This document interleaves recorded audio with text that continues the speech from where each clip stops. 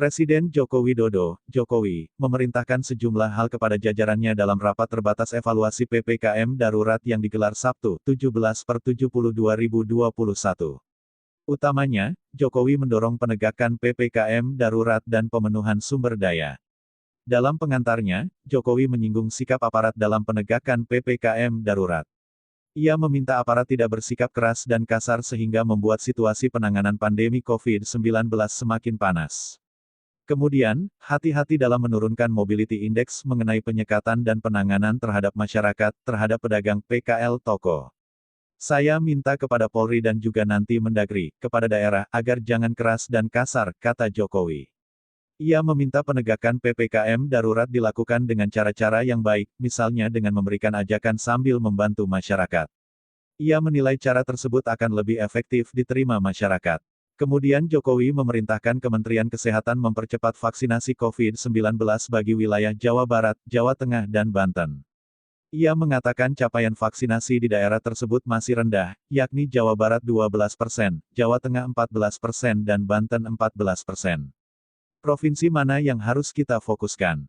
Menurut saya tiga yaitu Jawa Barat, Jawa Tengah, dan Banten, tuturnya. Jokowi juga mematok target agar DKI Jakarta dan Bali segera mencapai herd immunity, kekebalan kelompok pada Agustus atau paling lambat September. Saat ini capaian vaksinasi di DKI mencapai 72% dan Bali 81%.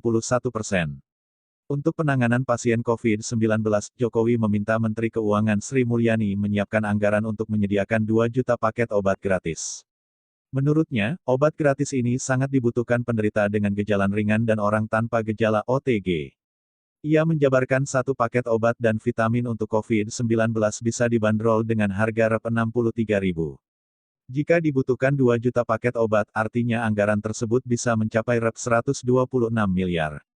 Kan bukan anggaran yang gede tapi rakyat merasa tenang karena memiliki barangnya karena sekarang ini banyak ke apotek, ke pasar pramuka barang enggak ada, ujarnya. Kemudian, Jokowi juga meminta badan usaha milik negara, BUMN, membantu memenuhi pasokan oksigen medis yang kebutuhannya tengah melonjak. Ia mengatakan pasokan oksigen untuk medis bisa dikeluarkan Krakatau Steel atau Petrokimia. Jokowi mengaku telah meninjau pabrik PT Aneka Industri terkait ketersediaan oksigen medis. Ia mengatakan mendapat banyak informasi bahwa banyak pabrik bisa menambah kapasitas oksigen medis.